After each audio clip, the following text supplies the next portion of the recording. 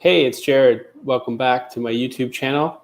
Wanted to spend a few minutes with you talking about one of my favorite John Maxwell books, Everyone Communicates, Few Connect.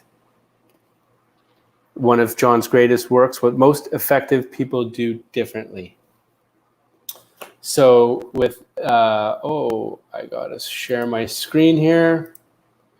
We're going to share the application window, this one here, share that, and I'm going to go into this view here. I take this to the beginning, change my view, slideshow. All right. Is this right? Why is this not working?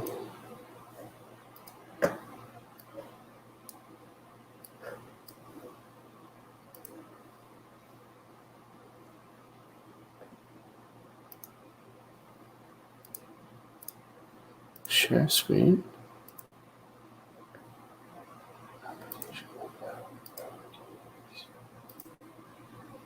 There we go.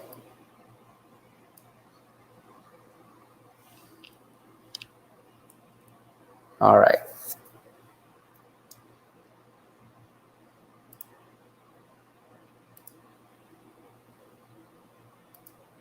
Everyone Communicates, Few Connect, a lunch and learn based on the book by John C. Maxwell.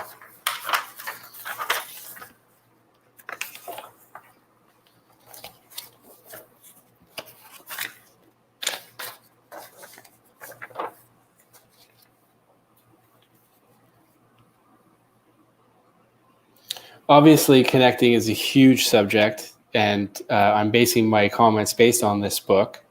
My purpose here today is to raise your awareness of leadership as a teachable skill and to give you some really practical information that you can apply right away. I want to convince you, if you're not convinced already, that we're all leaders in one way or another. And leadership comes down to one thing, and that's influence. Leadership is influence, and influence depends on our ability to connect with other people. Only one thing stands between you and greater success in your personal and professional life. It isn't knowledge or skills, experience or talent. It's your ability to connect with people. In a world where success is increasingly dependent upon collaboration, you must learn to connect with people. It's a common misconception that certain people are born with the ability to connect with others, and the truth is, anyone can learn how to make every communication an opportunity for a powerful connection. And if I wanted to ask you, how many of you here want to improve your results? Almost every hand would go up. Since this is a virtual presentation, obviously, there's no hands going up. And for those of you that didn't put up your hand, if you're really honest, you'd probably say yes too, because the bottom line is we all want to improve the results that we're getting in our lives. For a lot of people, it's money. Sorry, what am I talking about when I'm talking about improving your results? For some people, it's money, more money. Some people, it's more time. Some people, it's a better lifestyle, stronger relationships, better health. If you want to get better results, you've got to get better at connecting with people. I'm talking about a father or a mother, a spouse, your son, your daughter, someone who runs their own business, one of your employees, your manager, your boss, the vice president, or a CEO. It doesn't matter who you are. You can improve your results by improving your ability to connect and influence people in an ethical way. You want to improve your marriage? Connecting better will make a huge difference.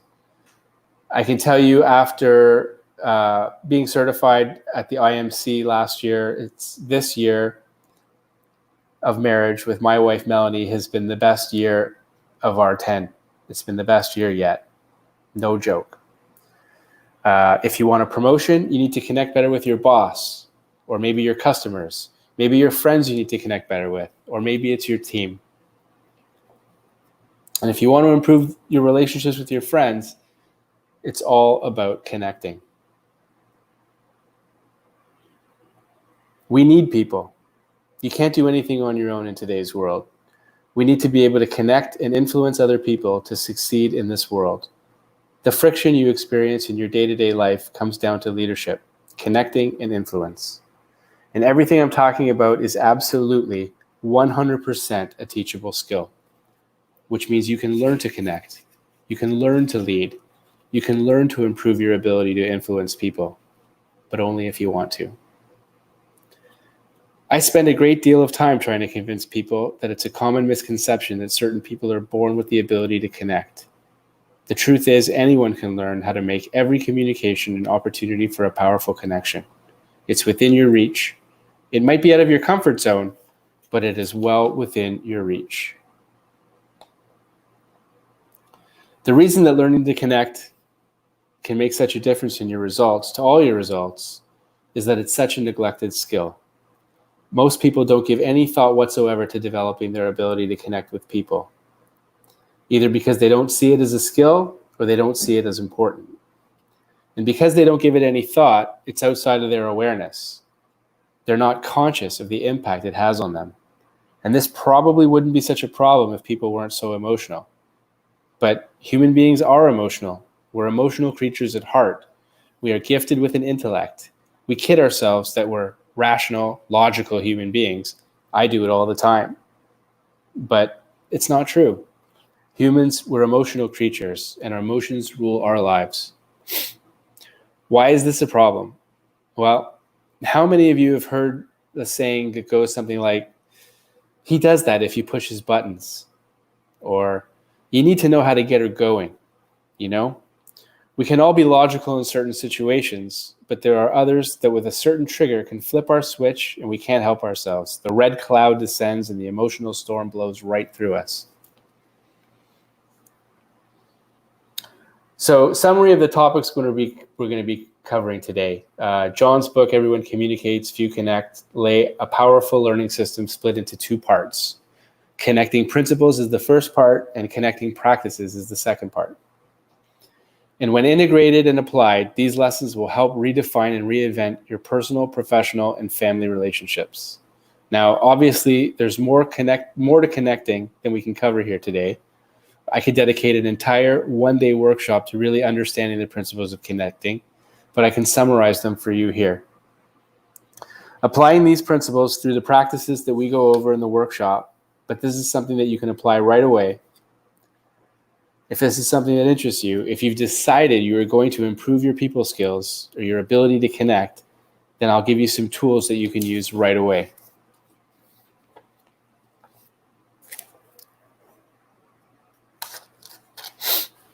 You don't need to understand why the techniques of connecting work. You just need to understand the principles that underpin them and apply them. One principle is that connecting increases your influence in every situation. According to the Harvard Business Review, the number one criteria for advancement and promotion for professionals is an ability to communicate effectively. Presidential historian Robert Dallek says that successful presidents exhibit 5 skills and qualities that enable them to achieve things that others don't. They are, number 1, vision, 2, pragmatism, 3, consensus building, 4, charisma, and 5, trustworthiness. But let's put aside our political opinions and biases for a moment and look at some of these abilities of past presidents. For those of you a little older, like my dad, you might remember Jimmy Carter and Ronald Reagan. Consider the differences in connecting skills between Ronald Reagan and Jimmy Carter during that election. During the debate, Carter came across as cold and impersonal, constantly quoting facts and figures. In contrast, Reagan was much more engaging with the audience and even with Carter. He connected with the audience and the American people, and he was then dubbed the Great Communicator. That's happened to me too. One day I was stuck at LaGuardia Airport in New York, and if you've been there, they have a new terminal now, but the first terminal, the earlier terminal, it was really small and dinky, and there was 3 gates packed into one very tight area. And as I showed up to the gate, I could tell something was going on because it was packed. It was just packed with people. And wouldn't you know it, I'm not there 3 more minutes, and across the loudspeaker, they say that my flight's been canceled and they don't know when the next flight's going to be. So that's now I've realized that's why everybody's standing there's a long line at the gate, at the desk. And I'm nearly right at the back, maybe 60, 70 people ahead of me. And I see some tall dude at the front of the line, and he's literally screaming at the gate attendant, or the desk attendant, if you will. And so I took this as an opportunity to connect. How? Well, I'll share that with you. So I snaked my way up to the front of the line, kind of, just hiding in plain sight, and he's screaming at her, "You get me on the next flight, sir. I'm doing everything that I can. You get me on the next flight, sir. There's nothing I can do. You're going to have to wait." He called her some name under his breath, took his boarding pass, and he stormed off. And I just kind of took half a step forward, and I said, "Excuse me." And she gave me that death stare. "What?" She's clearly not happy. I said, "Oh, I'm sorry to bother you. I just, I saw what was going on with that other gentleman, and I wanted to tell you that I thought you handled that really well." Immediately, her demeanor changed, and she said, "Well, thank you. I really appreciate that. Are you part of the canceled flight?"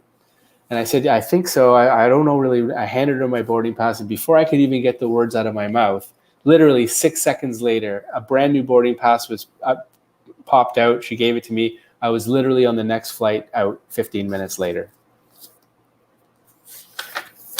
That was my connecting story. It took 5 seconds. So,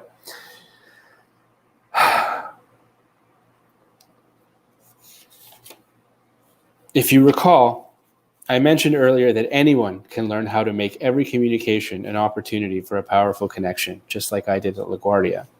It's really just like any other skill. You need to first recognize an opportunity, and you need to learn the skill, and you have to practice, right? This girl was out on an island by her own, and she would have taken encouragement from a pencil. And I took the opportunity to give her that encouragement, and it got me what I wanted. So that brings me to my next principle. Connecting is more a skill than a natural talent.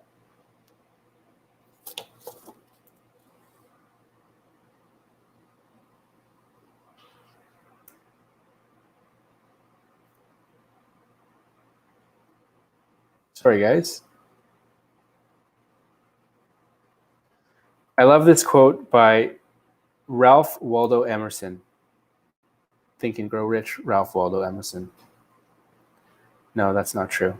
I can't remember now. All great speakers were bad speakers first. Connecting is something anyone can learn to do,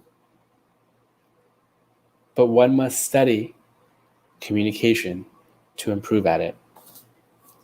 To connect with others, you must make the most of the skills and experiences that you have.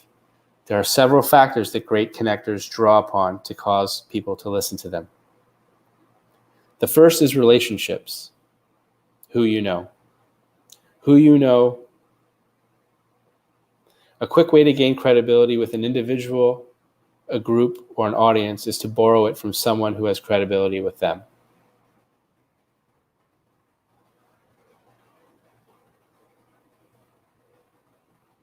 I totally blew it. Look at all this. Look at what I missed. What you do when everyone leading, speaking has different values, beliefs, or biases. Leadership is about others, and so is connecting. Individual versus team productivity. Connectors realize if they could just get another 10% out of everyone on the team, then it adds up to far more than they can contribute by themselves, which equals exponential synergistic results. Connecting is more a skill than a natural talent. Yeah, there it is.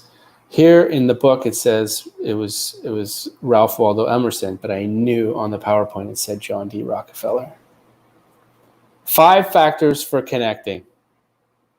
All right, we're back on track here. The first is relationships. Who you know. A quick way to gain credibility with an individual, a group, or an audience is to borrow it from someone who has credibility with them. Who you know can open the door for you to connect with someone, right? I mean, you're listening to this presentation because I know somebody that you know, and they gave you my name as a potential resource on connection. So here you are. I used their credibility, their influence with you to get you to listen to this presentation. Insight, what you know. If you share an area of expertise generously with others, you give people reason to respect you and develop a sense of connection with you. Right? What you know. I know something about what, and people want to know about that, so they ask me. Right? Number 3, success, what you have done. People want to be successful, and they seek out others who have accomplished something to get their advice. If you're successful in anything you do, there will be people who want to listen to you and connect with you. Number 4, ability, what you can do. If you have a high level of ability in an area, others may want to connect with you because of that ability. Excellence connects. Individuals who perform at a high level in their profession often have instant credibility with others. People admire them, they want to be like them, and they feel connected to them. When they speak, others listen. Think about my old man, Michael Jordan. He's made more money from endorsements than he ever did playing basketball. Is it because of his knowledge or use of the shoes or the products that he endorses? No. It's because of what he can do with a basketball. And number 5, sacrifice. How you have lived. If you've made sacrifices, suffered tragedy to overcome painful obstacles, or overcome painful obstacles, many people will relate to you. And if you've been able to remain positive yet humble in the midst of life's difficulties, others will admire you and will connect with you. These 5 connection factors are just the beginning. You can probably think of other reasons that people connect. The point is that you must take whatever you have and use it to connect with others. The more factors you have and the better you become at using them, the greater your chance of connecting with others. You must play to your strengths, develop your own style, and cultivate what other skills you can in order to connect with people. Max Dupree, author of Leadership is an Art and the former CEO of Herman Miller, once said, "There may be no single thing more important in our efforts to achieve meaningful work and fulfilling relationships than to learn to practice the art of communication." I couldn't agree more. So let me just recap some of the key messages so far. Leadership is critical because anything worthwhile you achieve in life, in every area of your life, will be with and through other people. Everything rises and falls with leadership. And what is leadership? Leadership is influence. How can I develop my ability to influence others? Develop the skill of connecting. And how can I develop my skill of connecting? You learn to value others. There is a shift in perception. Take you out of the center and place others in the center. Now let's take a look at a practice that can help you connect better. I used to think it was all about being the best. You know, when I was younger, if you wanted to lead, you have to be the best. You know, everybody liked the best player. If you wanted people to listen to you, you've got to impress them. But influence is not about impressing other people. It's about connecting with them. It's not a logical thing. It's an emotional thing. Remember, we said earlier that people are emotional beings. They're not principally logical. They're principally emotional. And to understand, to connect with people emotionally, we must first need to understand that we don't see the world as it is. We see the world as we are, and we are all different. Let me try and explain what I mean by that. How many of you see a black urn? How many of you see 2 people face to face looking at each other? It all depends on where your awareness is. Once I said the opposite of what you saw, did you see the other? But it's the same picture. Isn't that interesting? The same picture viewed differently by different people. Well, if the picture is the same, then the difference must be in the individual. There's something different that's happened to the average adult that changes the way they see things. That difference is called conditioning. Okay? You see, we don't see the world as it is. We see it the way we are. This goes a long way toward explaining why we don't get what we want. We get who we are. The implications for this are enormous, especially if it relates to communication. We all see the world differently. This example illustrates a powerful point.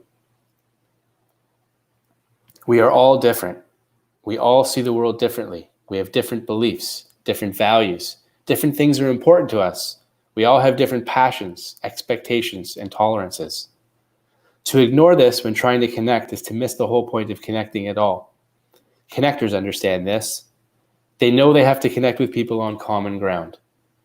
You see, if I talk to you about my beliefs or my values and they're not yours, you're probably not interested intellectually in what I've got to say. But there's certainly no emotional response. You can't relate to me. You don't have a good feeling about me. Worse yet, if I violate your beliefs while I do it, now not only do you not have a good feeling, you actually have a bad feeling. No one wants to be told what they believe is wrong. If you challenge somebody's beliefs directly, you're going to get their backup. And if they're their core beliefs, what they really, really value, they may even want to hurt you. This is the ego in its stripped down, raw state. It wants to exterminate everyone that doesn't agree with them because your mind is a goal-achieving machine and you believe what you believe. But we'll get into beliefs in another episode. Where our beliefs and theirs intersect, that's common ground. We connect on common ground. And once we've connected on common ground, we can take them where we want them to go. But if you don't connect, they're not going to go with you. Now, this takes energy. It takes energy to connect. There's an investment necessary. But that's true of anything in life, isn't it? You have to sow if you expect to reap. So we're just about out of time. I'm going to have to leave it at there. But hopefully, we've covered some information that you'll not only find interesting, but some ideas that you can start using right away. But before we finish up, let me just cover this because I think this is key. How many of you have found this interesting and enjoyable?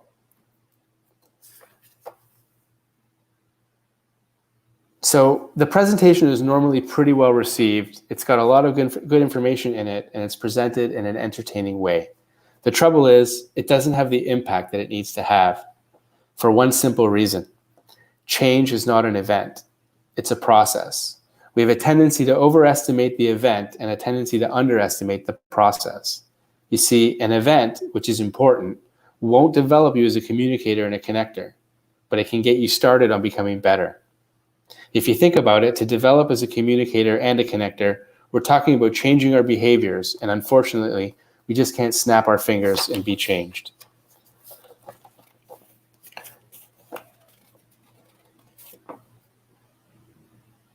So we can continue to communicate and connect the way we have, or we can choose to intentionally develop these skills.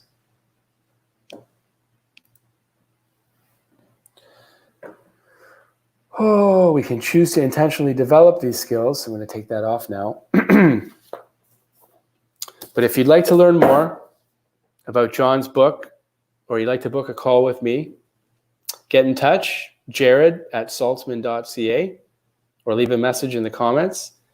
And I look forward to hearing you soon. Thank you very much.